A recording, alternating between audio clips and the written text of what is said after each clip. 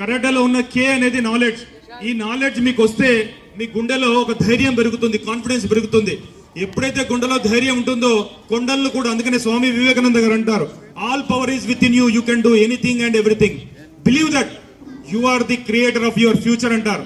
అలానే ఎప్పుడైతే వారు చెప్పిన ఒకటే మాట, కొండలను పిండి చేయగలవు, ఆ పిండిని మళ్ళీ కొండ చేయాలి, అలాంటి ధైర్యాన్ని ఇచ్చే ఈ కరాటా విద్యను ఇంతసేపు మీతో చేయించినందుకు ఇక్కడ ఉన్న మాస్టర్స్ మరియు దీని వెనుకాల ఉన్న మూల స్తంభాలైన పేరెంట్స్, ఈ రోజులలో cell phobia, cell disease, cell అనేది వాళ్ళ ప్రతి బాడీలో సెల్ ఉన్న మైండ్లకు వెళ్ళిపోయి పిల్లల్ని చిన్న వయసులోనే నరాలను వాళ్ళను కంప్లీట్ గా రాంగ్ వే, నెగిటివ్ థింకింగ్ మరియు స్ట్రెస్ అనేది మైండ్లోకి వెళ్ళిపోయే ఈ రోజులలో అద్భుతంగా ఇలాంటి ఒక Telugu book of records program ద్వారా పిల్లల్లో ఒక ఆత్మవిశ్వాసాన్ని నింపడం అనేది రియల్ గా వండర్ఫుల్.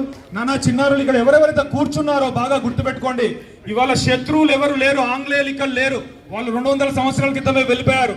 కానీ ఇప్పుడు ఒక శత్రువు ఉన్నాడు, అది మీకు తెలియకుండా మీ సెల్ ఫోన్ లోనే ఉన్నాడు. దాన్ని కరెక్ట్ గా ఉపయోగించుకుంటే మీ మేధస్సు పెరుగుతుంది. దాని 24 గంటలు దాని వెనుకబడి ఫైర్ గేమ్స్, రకరకాల WWF, అన్నెసరీ థింగ్స్ చూస్తూ ఉంటే మీ మైండ్ అనేది రోజు రోజుకు క్షీణిస్తుంది, మీ నాలెడ్జ్ తక్కువైపోతుంది, మీ టైంను కిల్ చేస్తుంది, మీ పవర్ ను తగ్గిస్తుంది. ఫ్యూచర్ లో మిమ్మల్ని ఏమీ చేయని సామాన్యుల్లా అతి వీక్ పర్సన్స్ గా తయారు చేస్తుంది.